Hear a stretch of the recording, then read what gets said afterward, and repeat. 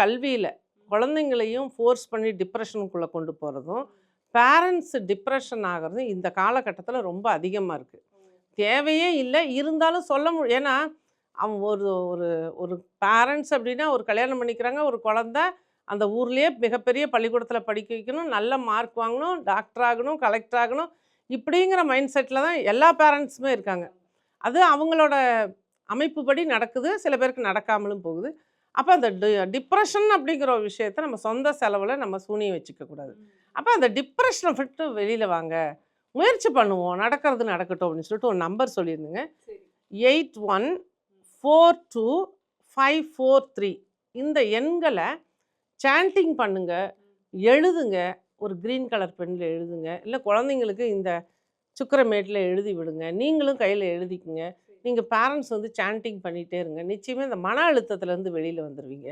அப்படிங்கிறதும் இந்த மன அழுத்தத்துலேருந்து வெளியில் வந்தவுடனே நமக்கு என்ன நடக்கும் அப்படின்னா ஒரு ஹாப்பினஸ் கிடைக்கும், எனக்கு எல்லாமே கிடச்சிருச்சு அப்படிங்கிற ஒரு திருப்தி நிலை கிடைக்கும்.